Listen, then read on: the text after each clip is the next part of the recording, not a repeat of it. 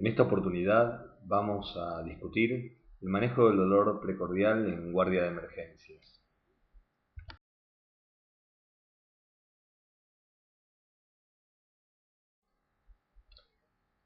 Lo primero que hay que aclarar es que el dolor precordial es un motivo de consulta muy frecuente en las guardias debido al temor asociado con este síntoma. Está muy difundido en la sociedad que cuando duele el pecho, en general, hay un problema relacionado con el corazón.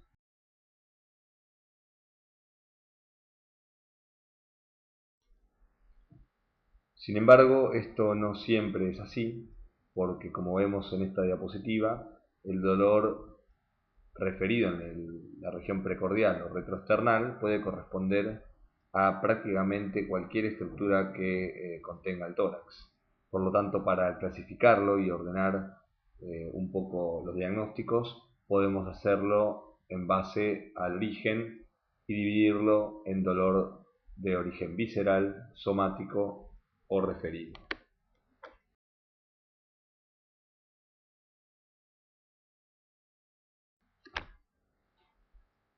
Para comenzar y comentar un poco sobre el dolor torácico somático, acá encontramos básicamente problemas relacionados a la parrilla costal y a los músculos y nervios que la circundan, y podemos tener el síndrome de Tietze tan conocido, o el síndrome de Pancoast-Tobías en el caso de tumores, el síndrome de desfiladero costoclavicular, síndrome escalénico, una costilla supernumeraria, herpes zóster, que en general responde al territorio de distribución de una metámera, y un montón de causas que son muy variadas. Muchas veces se llega al diagnóstico por descarte de otras patologías, pero en la mayoría de los casos no corresponde a patología grave, o por lo menos en la cual se debe hacer un diagnóstico de forma urgente.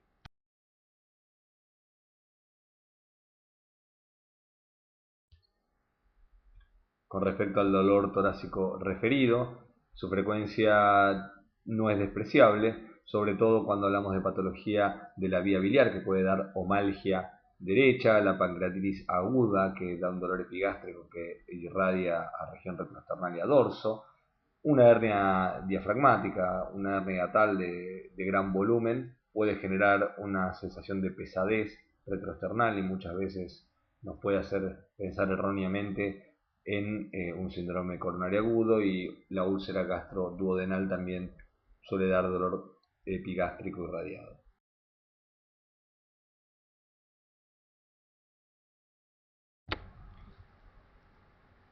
Y finalmente el dolor torácico visceral, que es lo que más nos va a interesar, puede estar originado por trastornos a nivel del esófago, por ejemplo un espasmo esofágico, dolor originarse también en la región del mediastino, secundario a tumores, un enfisema. Puede ser también respiratorio, y en este caso encontramos a un neumotórax, a un dolor traqueobronquial en el contexto de una neumonitis. Y lo que más nos interesa es todo el dolor del aparato cardiovascular, y este puede estar originado básicamente en tres zonas: el pericardio, el miocardio o la aorta.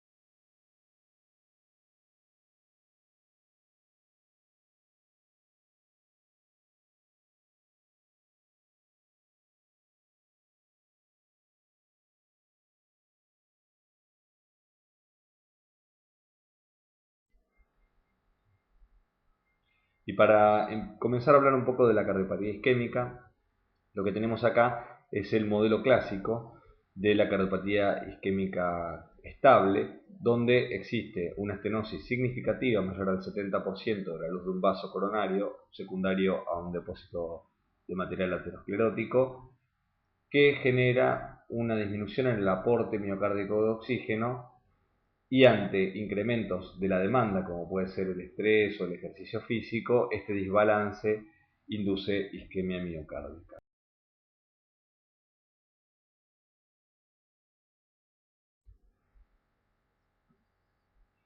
Acá vemos un dibujo de Netter, muchos lo conocerán por sus atlas de anatomía, pero lo cierto es que también tiene múltiples ilustraciones referentes a diferentes patologías. Y acá, en esta que vemos en la diapositiva, se observa a un hombre que sale de un restaurante después de comer, un día frío, que tiene que subir una escalera con un peso, con un maletín, y se toma el pecho en señal de angina, dolor retroesternal. Y este dibujo lo traigo porque hace referencia a las clasificaciones clásicas de la angina de pecho de Diamond y Forrester, o la de los investigadores del estudio CAS, que todos ustedes conocerán, donde las características de ubicación retroesternal o epigástrico, opresivo urente, irradiado a ambos brazos o a dorso, desencadenado durante el esfuerzo, que se con el reposo de los nitratos y que suele tener síntomas acompañantes, definen un poco lo que es la angina de pecho.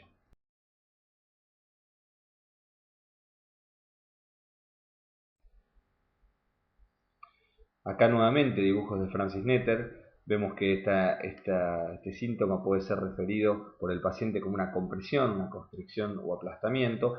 Y importante también, que creo que Netter captura muy bien, son las facies que tiene el paciente con dolor de pecho, esas facies de miedo, que suele asociarse a cuadros un poco más graves que suman disnea, náuseas, debilidad, algún otro síntoma acompañante.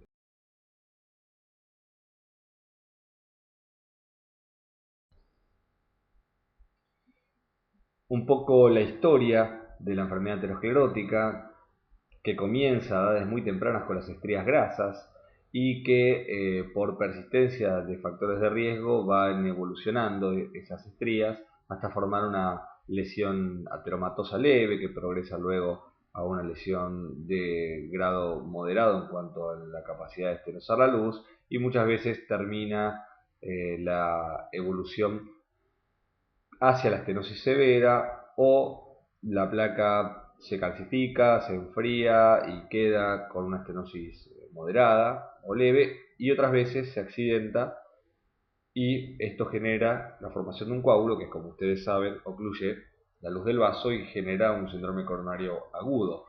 Entonces, estas dos alternativas que tiene la evolución de la enfermedad aterosclerótica hace que la cardiopatía isquémica pueda presentarse de formas diferentes.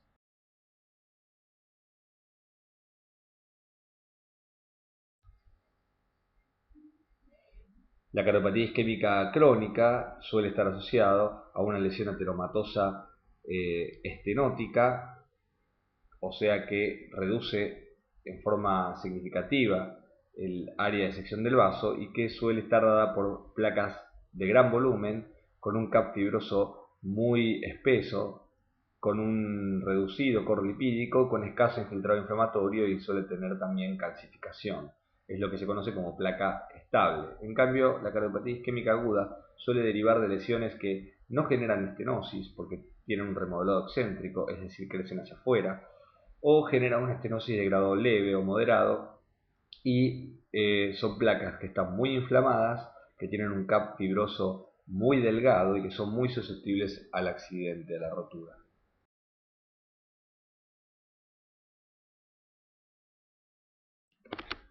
Y volviendo al esquema de este desbalance entre el aporte miocárdico de oxígeno y el consumo, a diferencia de lo que ocurre en la cardiopatía isquémica estable, en la cardiopatía isquémica aguda, donde yo tengo una obstrucción parcial o total del vaso por la formación de un coágulo, y esta obstrucción es repentina, el aporte miocárdico de oxígeno está agudamente comprometido, y esto facilita el desbalance que termina con el dolor precordial.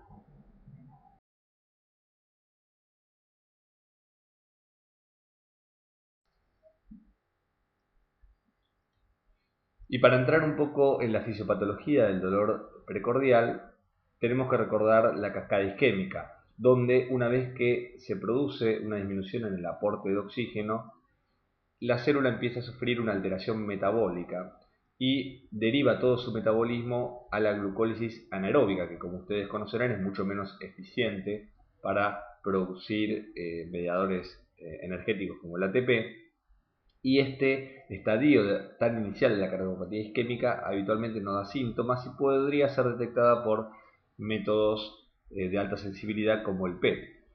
Si el insulto isquémico persiste, la célula, al disminuir su producción de ATP, tiene menos energía para generar la contracción de su sarcómero, su función mecánica, y esto produce alteraciones en la motilidad regional, inicialmente disfunción diastólica y luego disfunción sistólica, que es el principio por el cual usamos el ecostrés para la detección de isquemia.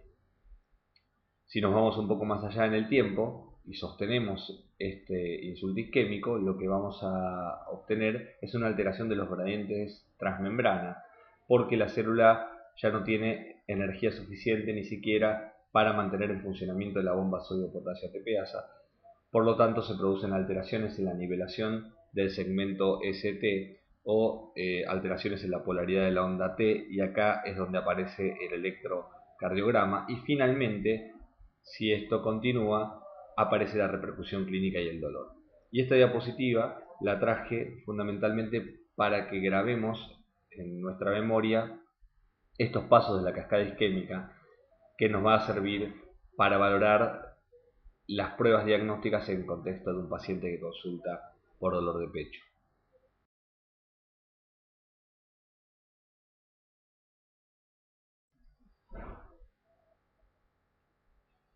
Bien, entonces en la guardia de emergencia lo que tenemos que tener en cuenta es poder descartar con mayor precisión y rapidez las posibles causas que ponen en riesgo la vida del paciente. Para esto nos vamos a valer fundamentalmente de la anamnesis, el examen físico, el electrocardiograma, los marcadores séricos y la radiografía de tórax.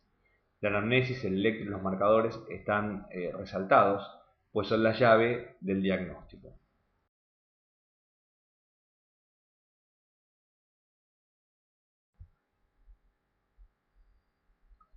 Volvemos a los dibujos de Netter. El dolor de pecho de características anginosas, como dijimos, es principalmente retroesternal, opresivo, puede irradiar a brazo izquierdo, a brazo derecho, a los hombros, al dorso, al epigastrio, al cuello, a la mandíbula, a los dientes. Y fundamentalmente el paciente se suele presentar de esta manera. Es un dolor que abarca un área importante de la región retroesternal.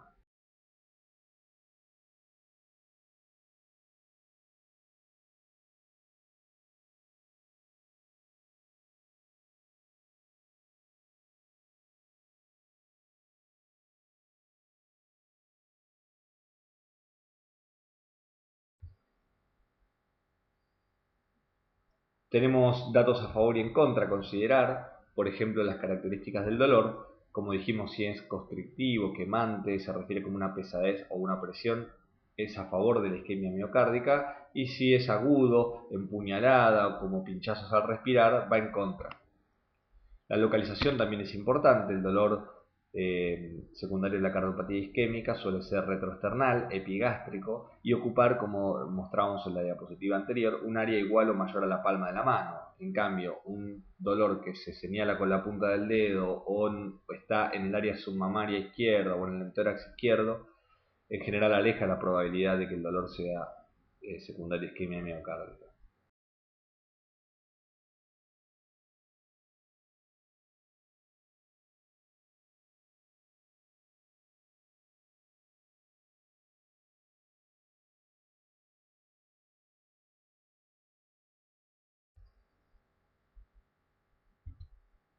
Los desencadenantes son importantes: el ejercicio, la excitación, el estrés, el frío, hablan a favor de un dolor de tipo isquémico. Y si en cambio se presenta tras finalizar el ejercicio o se provoca por cambios posturales o cambian las características del dolor según la postura que adopta el paciente, aleja la probabilidad de cardiopatía isquémica. Obviamente también si es provocado la palpación torácica y nos habla más de un dolor de tipo somático.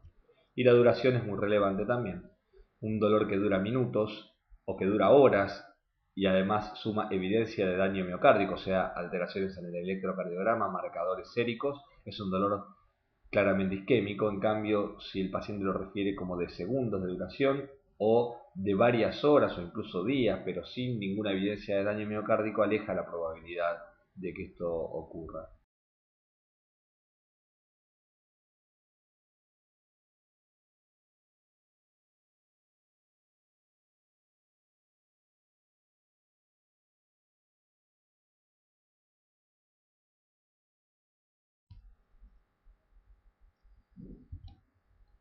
la irradiación que está presente en el 20% de los casos, como la comentamos recién, a todos estos lugares, hombros, brazos, cuello, y si no tiene irradiación, bueno, hay que tomarlo con reserva porque el 80% de los pacientes no va a referir irradiación. Lo mismo pasa con los síntomas neurovegetativos que están presentes en el 50% de los casos.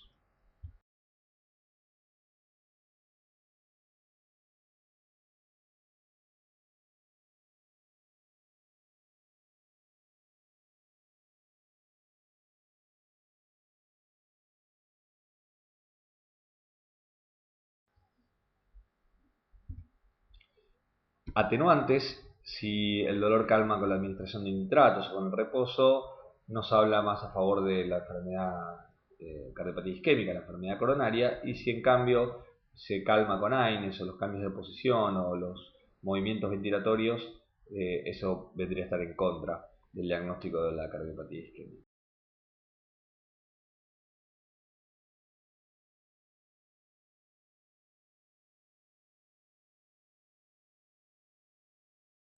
Y el electrocardiograma es la llave en el diagnóstico de esta patología, como vemos en este caso, una franca elevación del segmento ST en el territorio ínfero-posterolateral, un infarto agudo ínfero-posterolateral,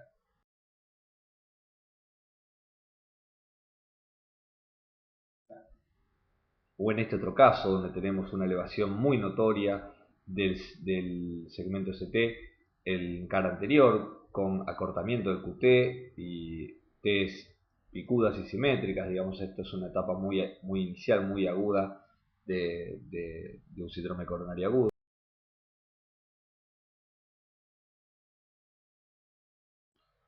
O este otro caso, aún más agudo que el anterior, donde vemos prácticamente una onda monofásica en la cara anterior, supera el nivel del segmento ST.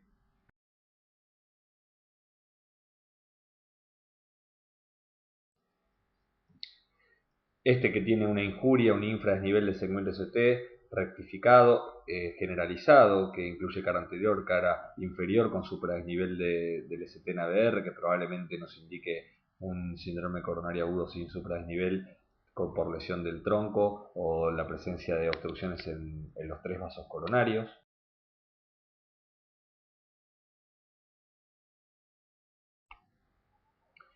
O este caso donde vemos T negativas claramente isquémicas o esa morfología de T más menos que por ejemplo se observa la derivación B2.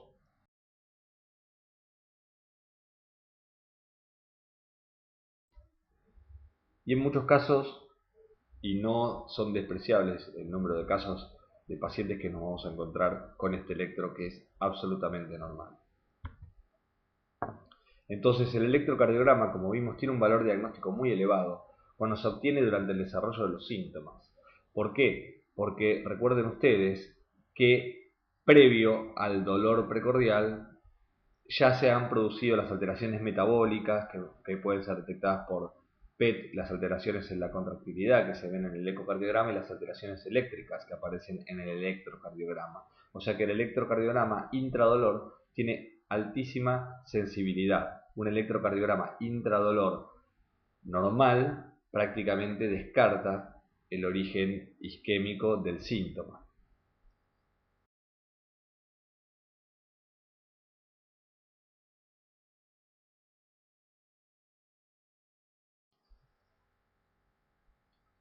El examen físico no tiene tanta relevancia en el contexto del diagnóstico del dolor precordial y debería ir orientado a la presunción diagnóstica inicial obtenida por la anamnesis, que es la que nos da la mayor riqueza. Entonces, suele aportar poco, pero puede ayudar cuando existe insuficiencia mitral aguda, si uno oculta un soplo, o si hay signos de insuficiencia ventricular izquierda como R3 o RALES. No tanto colaboran al diagnóstico, sino que nos hablan más de variables pronósticas, ya que el paciente sería de mayor riesgo isquémico.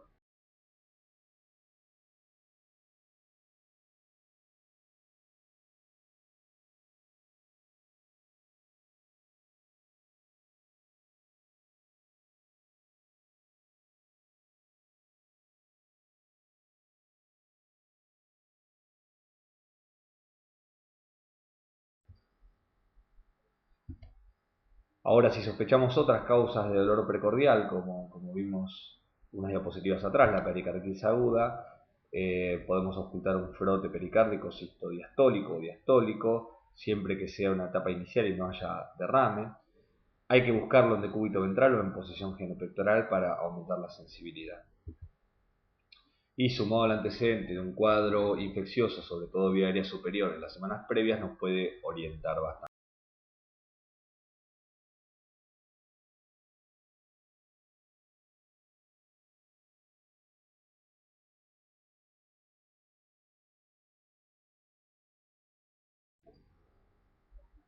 Este es el electro típico de un paciente con una pericarditis aguda, donde vemos infradesnivel del segmento PR, supradesnivel generalizado del segmento ST, de concavidad superior.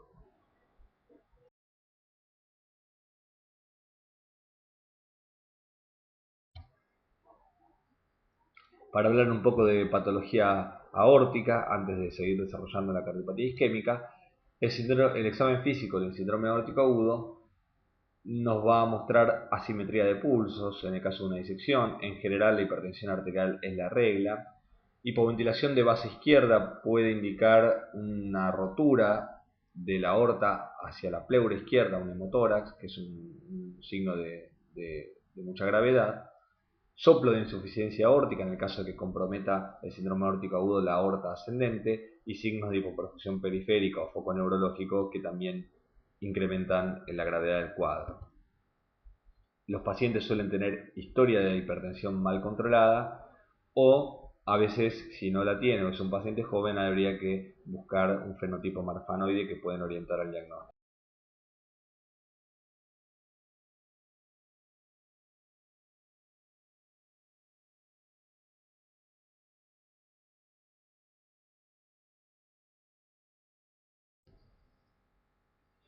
La radiografía de tórax en el síndrome aórtico agudo, a diferencia de lo que ocurre en el síndrome coronario agudo o en la pericarditis, nos aporta un gran valor. Acá tenemos una teleradiografía de tórax de la misma paciente durante el desarrollo de un síndrome aórtico agudo, y la comparamos con una radiografía previa normal y vemos claramente un ensanchamiento del mediastino a expensas del incremento del botón aórtico.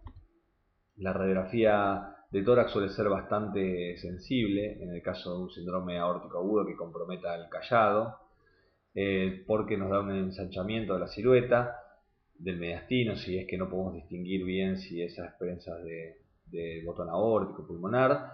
A veces suele mostrar derrame pleural izquierdo, que como comentamos es un signo de mal pronóstico, desviación de la tráquea en el caso de un aneurisma de gran volumen, pero hay un porcentaje de pacientes que pueden tener una radiografía normal y hay que tenerlo en cuenta también esto. Por lo tanto, la radiografía de tórax es un recurso barato y disponible, y todo paciente con dolor de pecho, además de un electrocardiograma, debería tener una radiografía de tórax.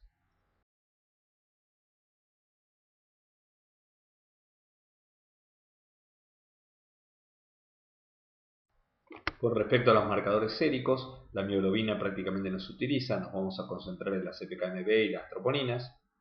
La CPKMB comienza a elevarse luego de las 6 a 10 horas, hace su pico alrededor de las 24 o 36 horas y se negativiza. Luego, las troponinas son más sensibles, sobre todo las de alta sensibilidad, que se comienzan a positivizar a las 2 o 3 horas y se persisten elevadas durante 10 a 14 días.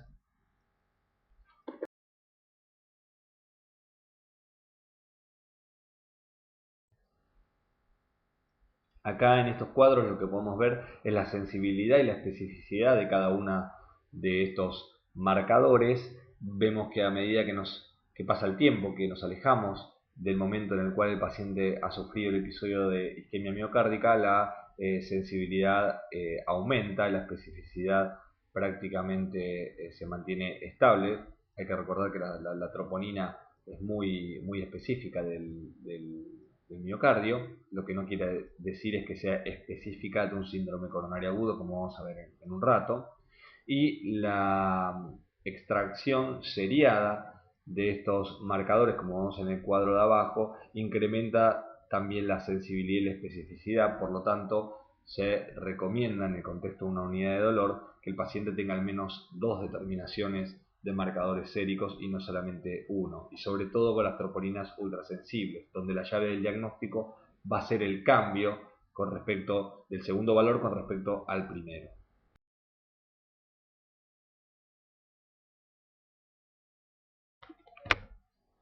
Y como comentamos previamente, el desafío diagnóstico en la guardia de emergencias va a ser descartar con mayor rapidez las causas que ponen en riesgo la vida del paciente.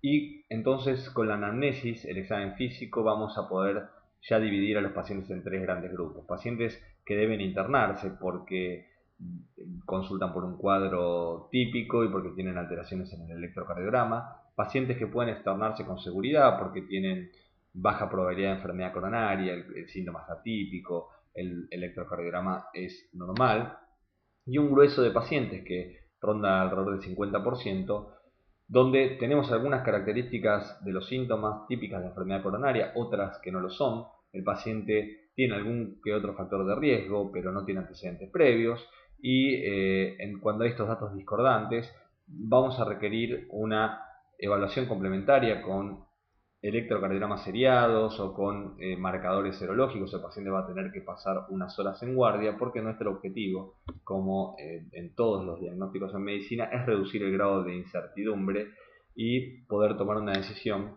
que le aporte un beneficio al paciente.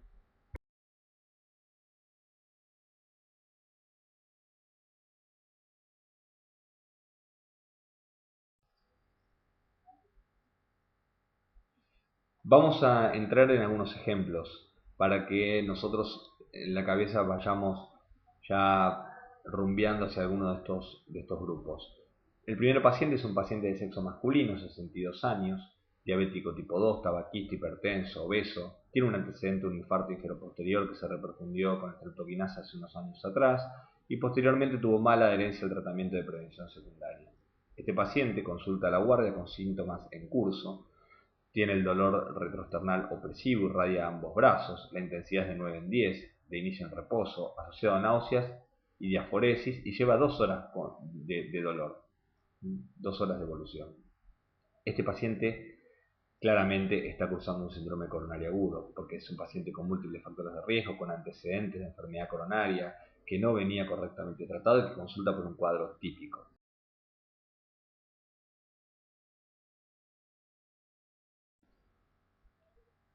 En cambio, el segundo paciente es una paciente de sexo femenino, 24 años, sin factores de riesgo ni antecedentes cardiovasculares, que consulta a la guardia por un dolor torácico punzante referido en región precordial, desencadenado en reposo que se exacerba con la respiración profunda y a la palpación. Los episodios fueron 3 en la última semana y duraron varias horas cada uno. Esta paciente, a diferencia del que vimos previamente, es una paciente que claramente no tiene un síndrome coronario agudo porque el cuadro es atípico, porque no tiene factores de riesgo, porque es joven y podríamos externarla sin prácticamente ninguna evaluación complementaria o a lo sumo un electrocardiograma, ya que es un recurso que, como vimos, está disponible en la mayoría de las guardias, es barato, no es invasivo, pero es una paciente que creo que todos nos sentiríamos seguros enviándola a la casa sin ningún otro estudio.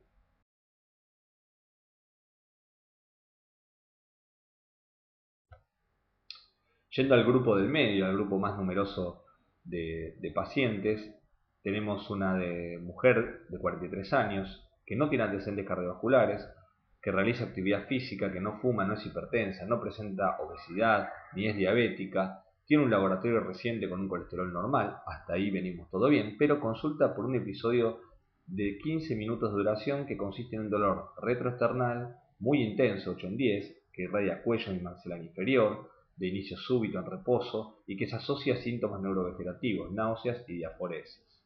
Entonces, en este escenario, con esta paciente, todos estamos seguros de que tiene un síndrome coronario agudo y debe internarse y debe anticoagularse, o por el contrario, que la podemos externar sin ninguna evaluación complementaria porque es joven, relativamente joven y no tiene factores de riesgo. Bueno, acá en este caso, el dolor es tan típico de cardiopatía isquémica que deberíamos someterla a una evaluación complementaria.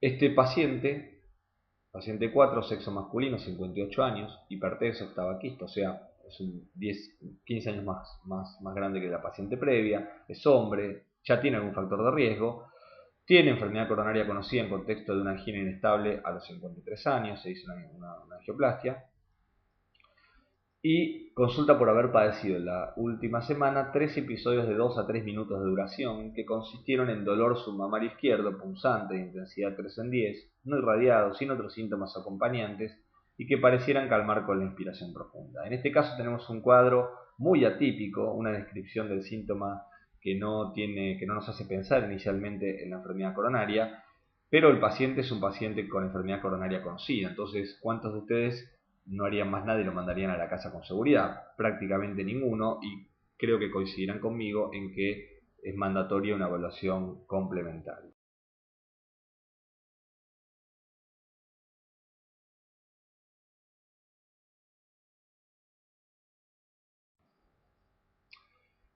Entonces, para introducirnos un poco en el modo de análisis bayesiano, que ahora a continuación les voy a explicar, nosotros tenemos que siempre valorar la probabilidad pretest que tiene el paciente. Digamos, todos aquellos datos que a nosotros nos dan una idea de en qué contexto, en qué paciente se está contando el síntoma que aparece en la consulta. Y acá podemos dividir también tres grupos. Un grupo de pacientes con un pretest bajo, por ejemplo la mujer esta de 23 años que habíamos comentado recientemente, y este grupo puede tener síntomas típicos o síntomas atípicos. Un grupo de pacientes con pretest muy alto, paciente por ejemplo con antecedentes de enfermedad coronaria, factores de riesgo, que puede tener también síntomas típicos o síntomas atípicos, y también un grupo de pacientes con un pretest intermedio y que también puede referir síntomas típicos o síntomas atípicos. El electrocardiograma y los marcadores serológicos son la llave para poder clasificar a estos grupos y poder reducir el grado de incertidumbre en torno al diagnóstico.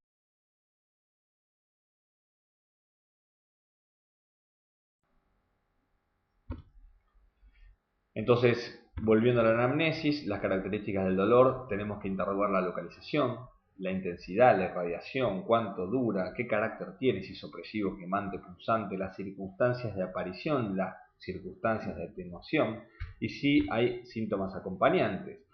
Y para valorar el pretest hay que preguntarle al paciente si tiene hipertensión, antecedentes de diabetes, tabaquismo, relevar todos los factores de riesgo y además relevar la presencia o no de antecedentes de enfermedad coronaria como infartos, angina de pecho, angioplastias, ni hablar cirugía o algún estudio que le hayan hecho una prueba funcional y que haya dado positiva para isquemia.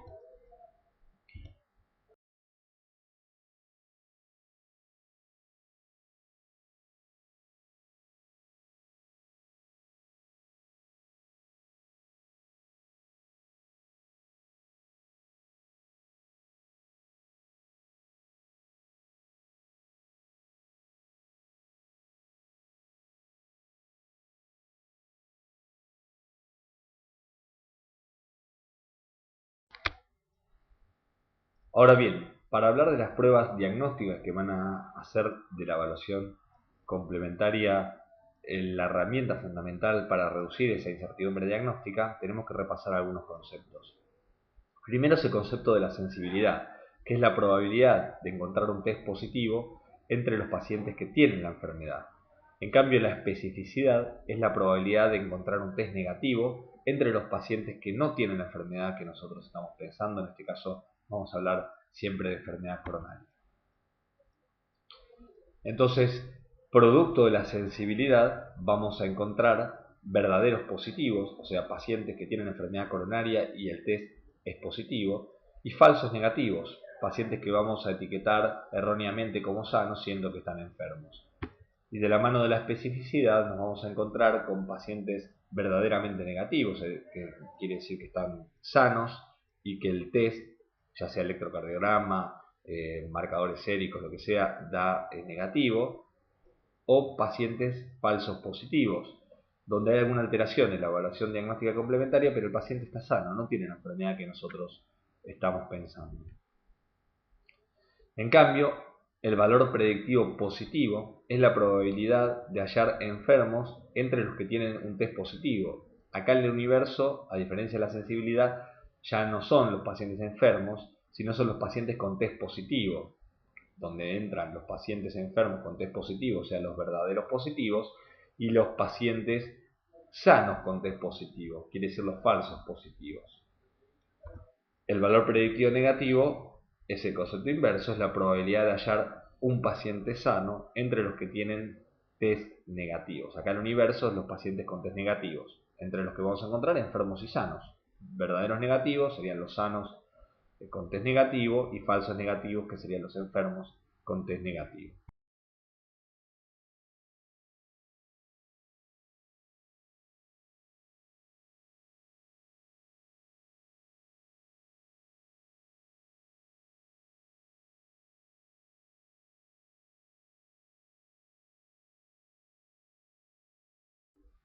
Y para ver cómo operan estos conceptos de sensibilidad y especificidad en la vida real, tenemos un cuadro de doble entrada con 1000 pacientes, 200 de ellos están enfermos, o sea, la prevalencia de enfermedad coronaria en esta población sería del 20%, y tanto los enfermos como los sanos pueden tener manifestaciones clínicas típicas o atípicas. Cuando calculamos los valores de sensibilidad y especificidad, nos encontramos con una sensibilidad del 65% y una especificidad del 99% del interrogatorio del cuadro clínico para el diagnóstico de enfermedad coronaria. Los valores predictivos son elevados, el 92% de valor predictivo positivo y el 92% también de valor predictivo negativo. Esto quiere decir que cuando la probabilidad pretest es alta, digamos cuando el paciente que tenemos enfrente pertenece a una población de alta prevalencia de enfermedad coronaria, la posibilidad de catalogarlo como sano cuando en realidad está enfermo es baja, y a la inversa, de catalogarlo como enfermo cuando en realidad está sano también es baja, porque tenemos una certeza del 92%.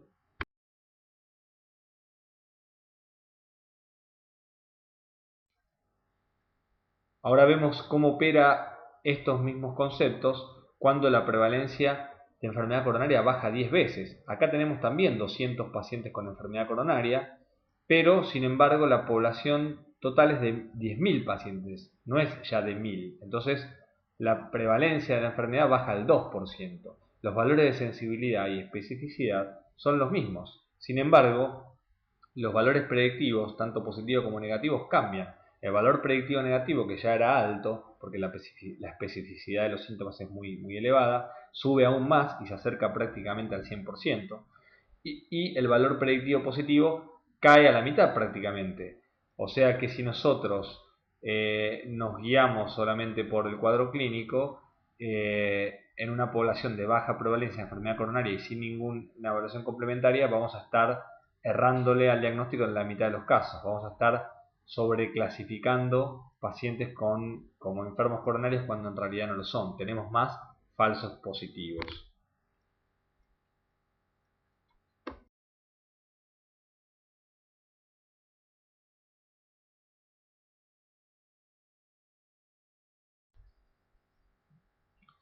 Entonces, si bien esto parece complejo, al final de la charla se van a dar cuenta que, como mostramos cuando ejemplificamos los casos clínicos, es algo que uno intuitivamente hace todo el tiempo en la cabeza, es un diálogo interno que tenemos cada uno de los médicos, mientras escucha el relato del paciente y analiza las diferentes variables que se ponen en juego.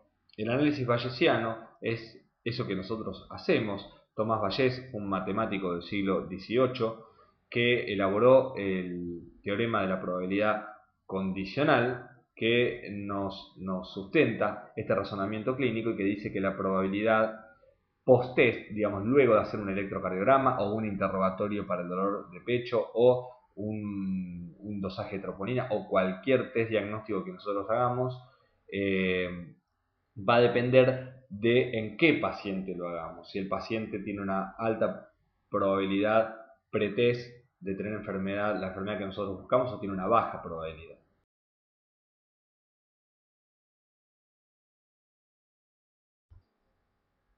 Esto lo vamos a entender más gráficamente en la recta de probabilidad. Imaginemos que la probabilidad siempre va de 0 a 1, pero acá lo expreso en porcentaje para que sea más didáctico, o sea, iría del 0% al 100%. Los extremos de la recta de la probabilidad son extremos ideales, no reales. ¿Por qué? Porque en el proceso diagnóstico nunca podemos descartar con 100% de certeza que el paciente no tenga la enfermedad que nosotros pensamos, y tampoco podemos asegurarlo con el 100% de certeza. Lo que vamos a hacer es movernos hacia un lado y hacia otro de la recta como un péndulo que nos aporta incertidumbre, y la evaluación diagnóstica complementaria lo que va a tratar de hacer es reducir esa variabilidad para ubicar al paciente en un rango de probabilidades. Si el paciente tiene más probabilidad de tener el evento, obviamente vamos a internarlo y vamos a profundizar el diagnóstico, y si tiene menos probabilidad de tener el evento, por ahí se pueda externar. Los conceptos de likelihood ratio son muy relevantes, pero en los objetivos de esta clase no vamos a ahondar en ellos, pero básicamente voy a resumir la importancia que tiene. El likelihood ratio positivo o negativo se los conoce, la traducción al castellano, que no es del todo literal y parcialmente cierta, como un multiplicador de chances. ¿Qué quiere decir? Cada test diagnóstico, en base a sus valores de sensibilidad y de especificidad, va a tener un valor de likelihood ratio, y este valor multiplicado a la probabilidad pretest va a mover a ese paciente hacia el 100% o hacia el 0%, y ubicarlo nuevamente en una probabilidad más fidedigna y con un menor valor de incertidumbre. Esto no lo hace nadie, ninguno en la clínica diaria va a poner a calcularse estos valores y a ver cómo operan en un paciente concreto, pero sí es importante conocerlos porque sustenta todo nuestro razonamiento clínico.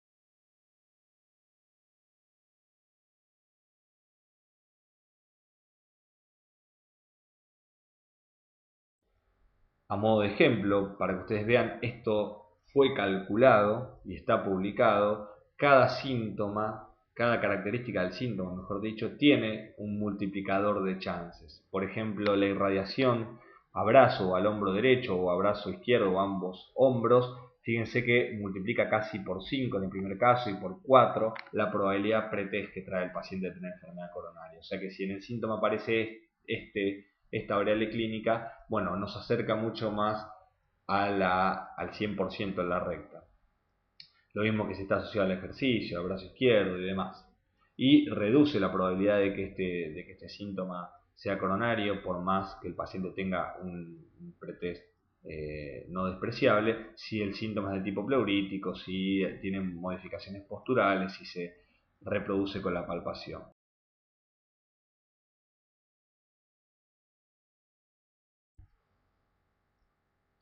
Imagínense, para entenderlo, para volver al ejemplo, yo tengo una mujer de sexo femenino, 28 años, y que es tabaquista.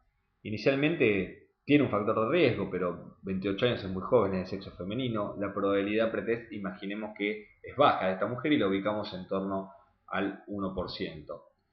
Cuenta un episodio de dolor retroesternal opresivo de 5 minutos de duración, irradiado a brazo izquierdo. O sea, el síntoma es muy típico. Se irradia, tiene esa irradiación que multiplica casi por 5 la probabilidad de que tenga enfermedad coronaria. Pero como yo lo aplico todo esto a una probabilidad pretest muy baja, se mueve dentro de la recta de la probabilidad muy poco. Y sin embargo, esta paciente, por más de que tenga este síntoma, va a estar ubicada en una probabilidad baja de tener enfermedad coronaria, por abajo del 10%. Entonces, ¿cuánto haría cambiar mi presunción diagnóstica de un electrocardiograma y un dosaje de troponina? Probablemente poco, porque estos datos clínicos también operan dentro de la misma lógica. Van a mover ese 6% hacia el 100 o hacia el 0%, dependiendo de si sean negativos o positivos, pero probablemente modifiquen poco mi probabilidad inicial. El electrocardiograma creo que debiéramos hacérselo igual a esta paciente porque, como comentamos, es un recurso muy barato, muy disponible, muy rápido de hacer y podría incluso darnos un poco más de una herramienta un poco mayor para reducir el grado de incertidumbre. Pero esta mujer creo que no amerita una unidad de dolor.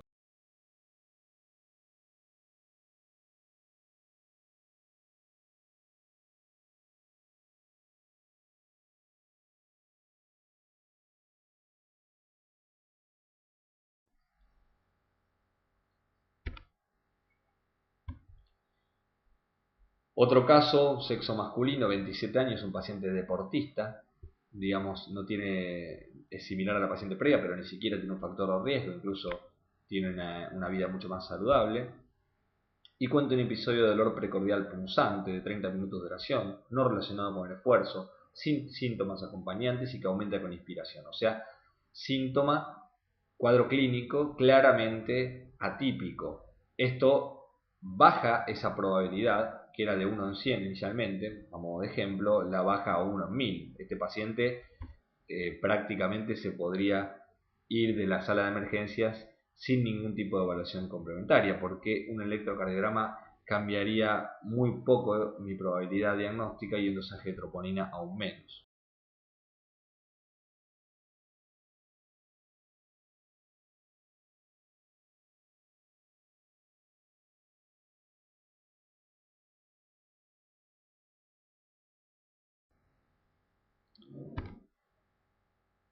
Un paciente de sexo masculino, 63 años, algunos factores de riesgo, tabaquista, hipertenso, obeso, pero sin antecedentes cardiovasculares, bueno, por edad, por sexo, por prevalencia de factores de riesgo, tiene una probabilidad pretest que está un poco más alta, digamos del 25%, y cuenta 12 episodios de dolor retroesternal opresivos de 5 a 10 minutos de duración, irradiados y asociados a náuseas, o sea, un cuadro clínico muy típico. Como vimos en el cuadro que mostraba los likelihood ratio, esas características del síntoma multiplican sobre una probabilidad pretest que es más alta, por lo tanto empujan la probabilidad posttest en la zona del 100%, y este paciente es un paciente que va a requerir una internación y que probablemente tenga enfermedad coronaria, y en el mismo caso obviamente le vamos a hacer un electrocardiograma, obviamente le vamos a hacer una troponina, pero yo les pregunto a ustedes, ¿cuánto haría cambiar mi precisión diagnóstica en un electrocardiograma normal? Y un valor de troponina negativo, ¿cuánto lo haría cambiar? ¿Ustedes mandarían a este paciente a la casa si tuviera un valor de troponina negativo o un electrocardiograma normal? Bueno, probablemente no, porque tiene una probabilidad pretest muy alta, porque el peso del síntoma es muy alto y no alcanzaría estudios complementarios negativos para bajar la probabilidad de este paciente por abajo del 50%. O sea, siempre estaría más del lado de tener enfermedad coronaria que de no tenerla.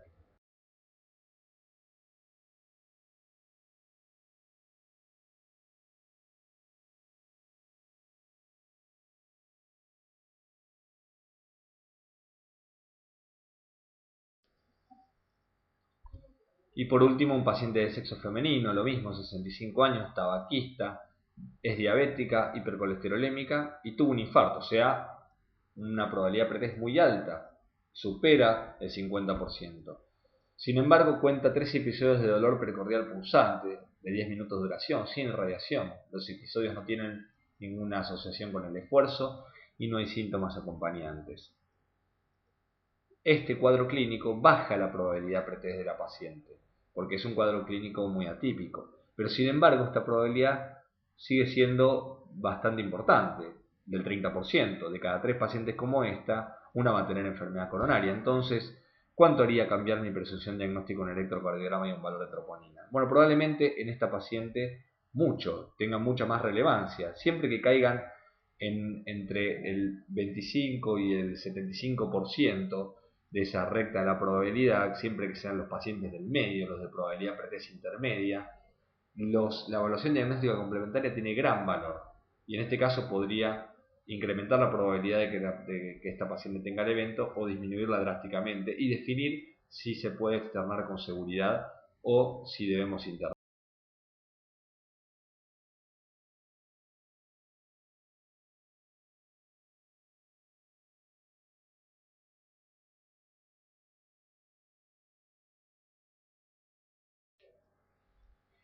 Bien, ¿y cómo procedemos entonces con la evaluación complementaria? El electrocardiograma y los marcadores séricos fundamentalmente los podemos hacer de dos maneras, en serie o en paralelo. ¿Qué quiere decir? En serie, primero hacer el electrocardiograma y luego, o los marcadores séricos y luego el otro método diagnóstico. Este enfoque de test en serie nos va a nos va a aumentar mucho la especificidad, pero voy a perder sensibilidad. Porque imagínense ustedes un paciente que consulta con un dolor o un cuadro clínico típico y que tiene una alteración en el electrocardiograma, eso aumenta en mi recta de probabilidad, me acerca más al 100%. Si yo le hago marcadores séricos y estos dan positivos, la probabilidad de que eso sea un falso positivo es muy muy baja. O sea, nos da mucha especificidad.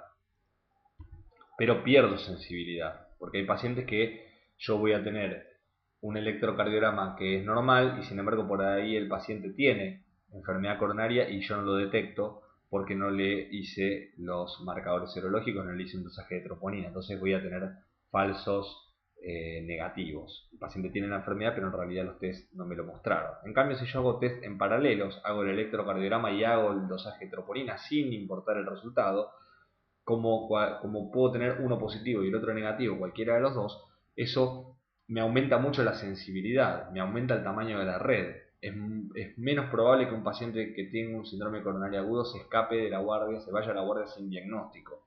Pero reduzco mi especificidad. ¿Por qué? Porque alguno de esos resultados positivos puede ser un falso positivo. El enfoque de los test en paralelos es el que está recomendado por las guías y es el que debiéramos hacer justamente por lo que mencionamos diapositivas atrás. Nuestro rol en la sala de emergencias es, digamos, descartar con la mayor certidumbre posible las causas que ponen en riesgo la vida del paciente, y siempre en estos casos es mejor actuar un poco de más que de menos y mandar a un paciente a la casa con un síndrome coronario agudo que puede causarle la muerte.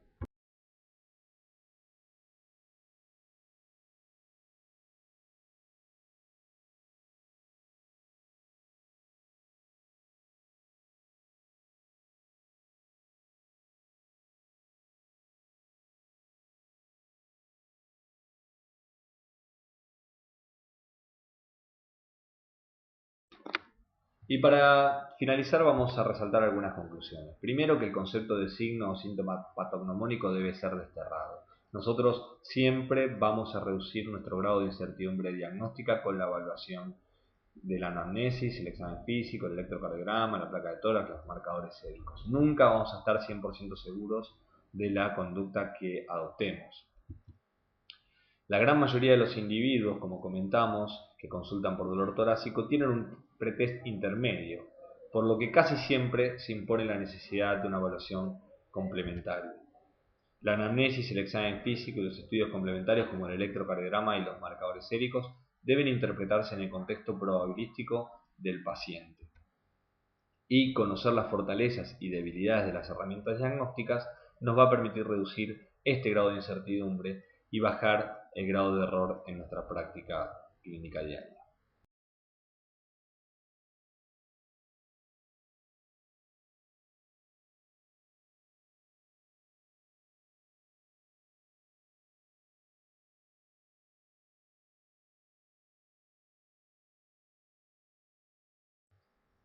Muchas gracias.